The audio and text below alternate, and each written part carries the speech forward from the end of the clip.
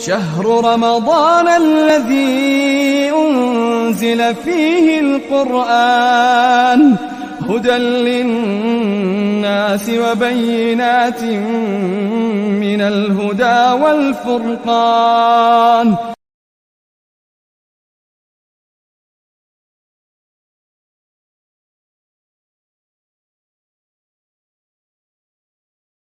أعوذ بالله من الشيطان الرجيم بسم الله الرحمن الرحيم والصلاة والسلام على أشرف الأنبياء والمرسلين سيدنا محمد وعلى آله وأصحابه أجمعين. Assalamu alaikum wa rahmatullahi wa barakatuh. Louange à Allah, tout puissant, tout miséricordieux, tout clément, qui nous a permis d'entrer dans ce mois béni de Ramadan.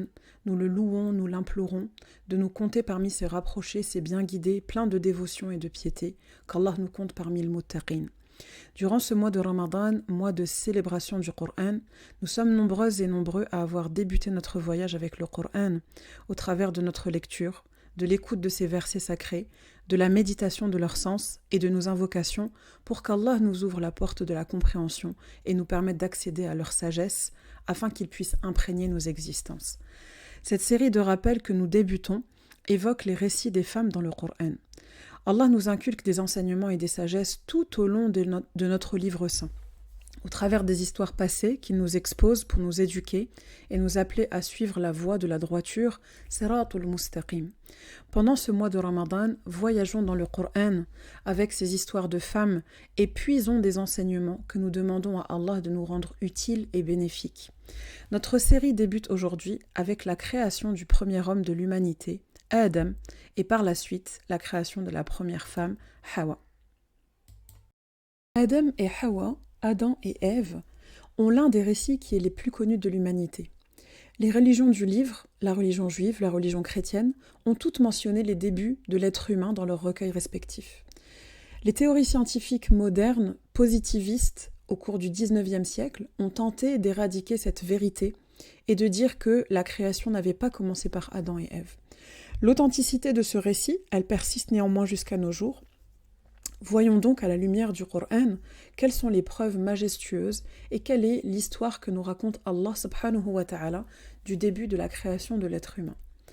Il faut savoir qu'avant tout, Allah a tout créé à partir du néant.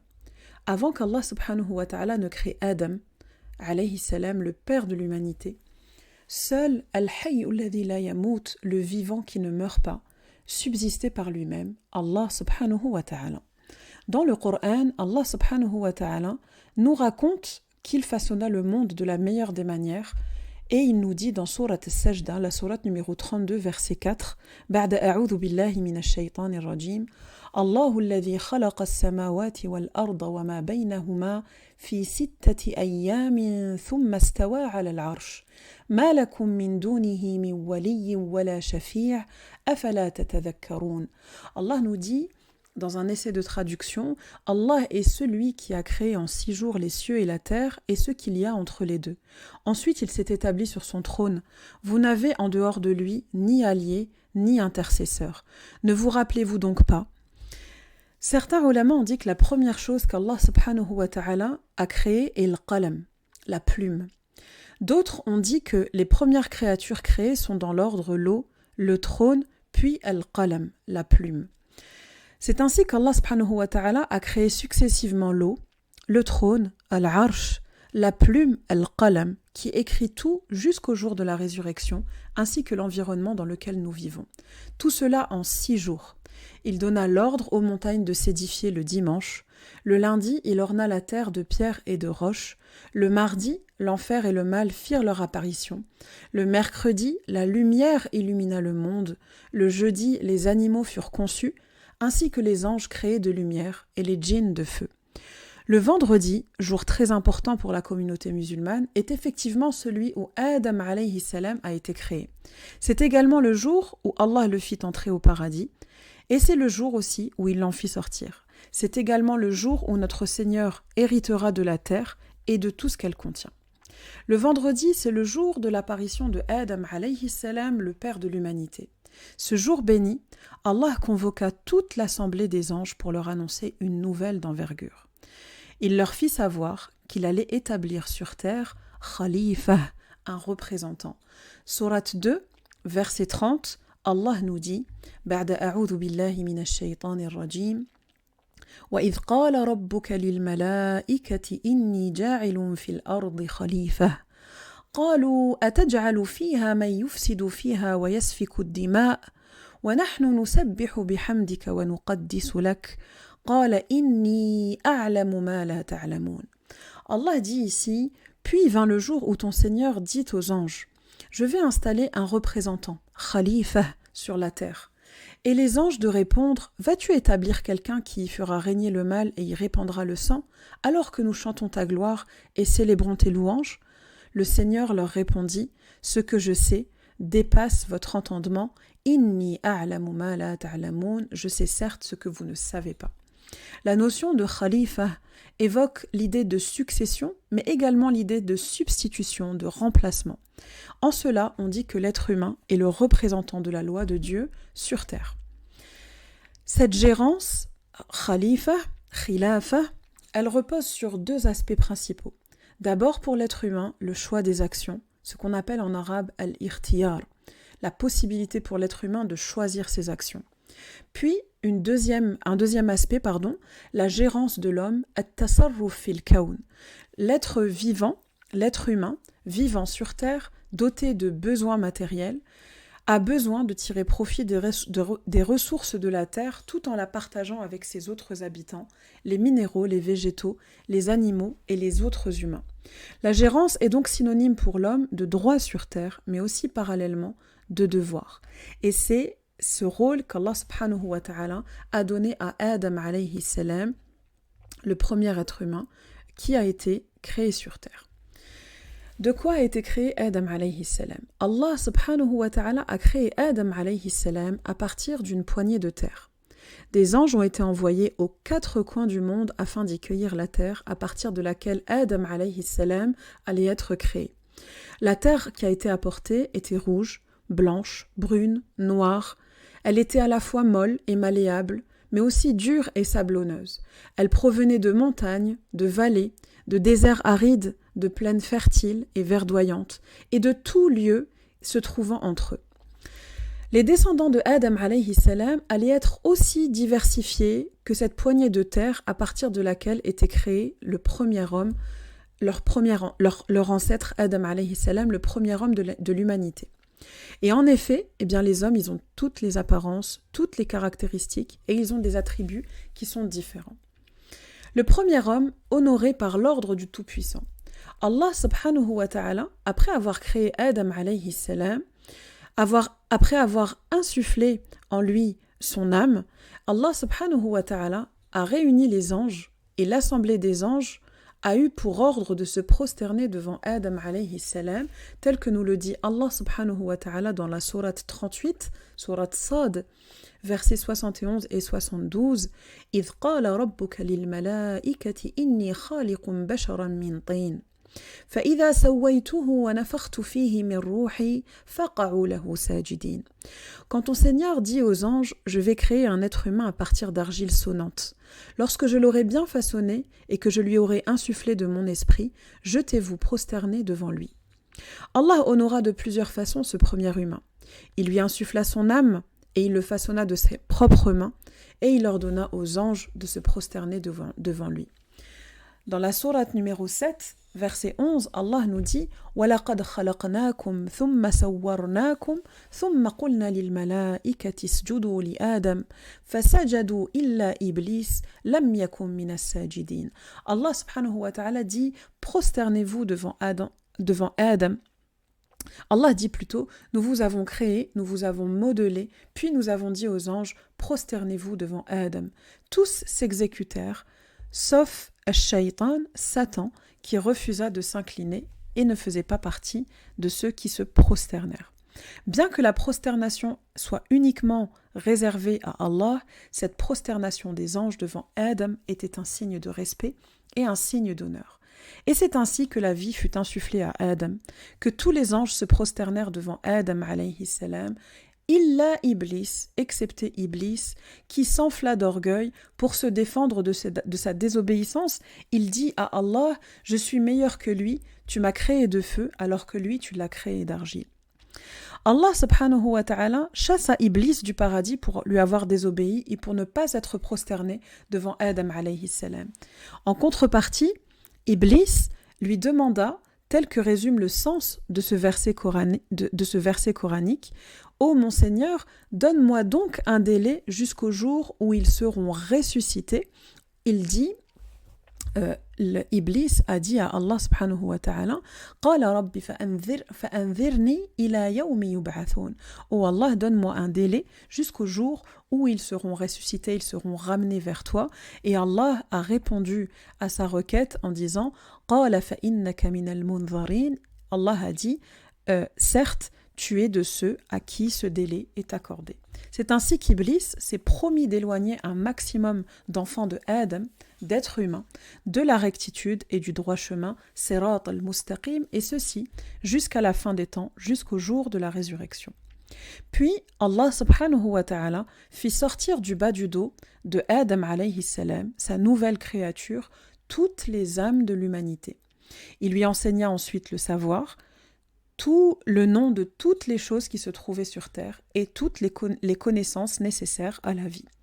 Dans un hadith, Abu Hurayra radiyallahu anhu, qu'Allah l'agrée, relate, le messager d'Allah sallallahu alayhi wa sallam a dit, lorsque Allah créa Adam, il caressa son dos et toutes les âmes qui devaient naître de sa progéniture jusqu'au jour du jugement en sortirent. Et il plaça entre les yeux de chaque être humain une lumière brillante. Ensuite, il les présenta devant Adam qui dit « Ô Seigneur, qui sont ceux-ci » Allah répondit « Ils sont ta progéniture. » Il vit un homme parmi eux dont la lumière l'attira, c'est-à-dire dont la lumière étincelait tellement entre ses yeux qu'elle l'émerveilla. Adam alayhi salam demanda « Ô Seigneur, qui est cette personne ?» Allah lui répondit « C'est un homme parmi les dernières communautés de ta descendance qui porte le nom de Daoud, David. » Il lui demanda « Ô Seigneur, de combien d'années as-tu fait son âge ?» Allah a répondu « 60 ans. » Adam alayhi salam demanda à Allah subhanahu wa ta'ala « Ô Seigneur, donne-lui de mon âge 40 ans de plus. » Lorsque l'âge d'Adam arriva à son terme et que l'ange de la mort se présenta à lui, Adam lui demanda « Ne me reste-t-il pas encore 40 années à vivre ?» L'ange dit « Ne les as-tu pas données à ton fils Daoud ?» Adam avait certes oublié, il renia et sa progéniture renia, il oublia et sa progéniture oublia également. Ceci dans un hadith authentique rapporté par Tirmidhi. La création de la première femme, Hawa, une femme pour Adam. Un jour, dans le jardin d'Éden, Adam alayhi salam distingua deux rivières. Une des rivières était faite de miel, l'autre des rivières était faite de lait. Les deux rivières s'élevèrent en formant deux coupelles pouvant être bues. C'est ainsi qu'Adam alayhi salam but de leur nectar et il s'empara d'un sommeil profond. À son réveil, il vit une créature semblable à lui-même. Il s'agissait de Hawa. Surpris, il demanda à cette créature nouvelle, la première femme de l'humanité, pourquoi est-ce qu'elle avait été créée. Elle lui dit qu'elle était là pour combler sa solitude et pour qu'il puisse vivre en toute tranquillité auprès d'elle. Les anges demandèrent à Adam. Ils savaient que celui-ci possédait un savoir qui leur faisait défaut, qu'Allah subhanahu wa ta'ala lui avait donné et qui était essentiel à la vie des hommes sur terre. Ils lui demandèrent « Qui est donc cette personne ? Qui est donc cette créature ?» Et Adam répondit « C'est Hawa, Ève. » Ève est appelée Hawa en arabe. Ce nom provient de la racine « hayy » qui signifie « vivant ». Ève est également une variante de l'ancien nom hébreu « Ava » qui tire aussi ses origines du mot racine « hayy », vivant. Adam dit aux anges que Hawa avait été ainsi nommée parce qu'elle avait été créée d'une partie de lui-même et qu'il était lui-même un être vivant. Dans la tradition judéo-chrétienne, on affirme aussi qu'Ève a été créée à partir d'une côte de Adam, bien que la traduction littérale des textes du judaïsme fasse référence plutôt au flanc qu'à partir d'une de ses côtes. Allah subhanahu wa ta'ala et le prophète sallallahu alayhi wa sallam nous disent que Adam alayhi salam a été créé à partir de la côte gauche la plus courte de Adam alayhi salam pendant le sommeil de celui-ci et que par la suite Allah subhanahu wa ta'ala a recouvert son corps de peau Le prophète sallallahu alayhi wa sallam a d'ailleurs utilisé l'histoire de la création de Ève, de Hawa, à partir d'une côte de Adam, pour faire comprendre aux musulmans, aux hommes, à quel point il est important qu'ils se montrent bons envers les femmes. Dans un hadith, le prophète sallallahu alayhi wa sallam nous dit: Ô musulmans, soyez bons envers les femmes, car elles ont été créées à partir d'une côte. La partie la plus courbée de la côte est sa partie supérieure. Si vous tentez de la redresser, elle se brisera, mais si vous la laissez telle qu'elle, elle demeurera courbée. Je vous implore donc de prendre grand soin des femmes. Adam et Ève ont été établis par Allah subhanahu wa ta'ala au paradis où ils vivaient heureux.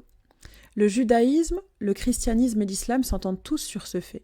L'islam nous apprend que Adam et Ève avaient tout le paradis pour eux tout seuls, et que Allah subhanahu wa ta'ala a dit à Adam alayhi salam, sourate 2, verset 35, وَقُلْنَا يَا آدَمُ اسْكُنْ أَنْتَ وَزَوْجُكَ الْجَنَّةَ وَكُلَا مِنْهَا رَغَدًا حَيْثُ شِئْتُمَا وَلَا تَقْرَبَا هَذِهِ الشَّجَرَةَ فَتَكُونَ مِنَ الظَّالِمِينَ. Allah subhanahu wa ta'ala a dit, nous dîmes alors: Ô Adam, installe-toi donc avec ton épouse dans le paradis. Mangez de ses fruits à satiété et où il vous plaira, mais ne vous approchez sous aucun prétexte de l'arbre que voici, sinon vous vous mettriez du côté des injustes. Le Coran ne révèle pas l'emplacement exact du paradis, mais al-Mufassiroun, les exégètes, s'entendent pour dire qu'il n'est pas sur terre et que la connaissance de son emplacement n'est pas essentielle aux humains. Ce qui compte, c'est de comprendre la signification des événements qui ont eu lieu. Allah continue de s'adresser à Adam et à Hawa, alayhi salam et à Hawa, en les mettant en garde en disant وَلَا تَقْرَبَا هَذِهِ الشَّجَرَةَ فَتَكُونَ مِنَ الظَّالِمِينَ. N'approchez donc pas de cet arbre, de l'arbre que voici, sinon vous seriez certes du nombre des injustes. Le Coran ne mentionne pas le type d'arbre dont il s'agissait, et chercher à le savoir ne nous est donc d'aucune utilité. Adam et Ève vivaient en toute tranquillité et ils savaient qu'il leur était interdit de manger de cet arbre en particulier. Et ils ont vécu heureux au paradis pendant une centaine d'années sous la protection d'Allah. Tout leur était permis, sauf cet arbre que le tout majestueux leur avait interdit. Cependant, c'est justement Ash-Shaytan qui avait pris l'ordre et la permission de la part d'Allah d'avoir un délai pour montrer qu'il avait raison de ne pas s'être prosterné devant Adam alayhi salam. Eh bien, Ash-Shaytan attendait le moment opportun pour exploiter la faiblesse de l'être humain, et c'est par cet arbre qu'il va tester le fils d'Adam, et c'est par cet arbre que Adam alayhi salam et Hawa vont commettre le premier péché de l'humanité, le premier acte de désobéissance envers Allah subhanahu wa ta'ala, et nous étudierons cette partie-là dans la suite de cet épisode sur Hawa, première femme de l'humanité. Qu'Allah subhanahu wa ta'ala nous accorde une science utile, nous fasse profiter de ses bienfaits, et qu'Allah subhanahu wa ta'ala ne nous prive pas de la miséricorde et des enseignements et des sagesses de ces histoires, de ces récits de femmes dans le Coran. Wassalatu wassalamu ala ashrafil anbiya'i wal mursalin.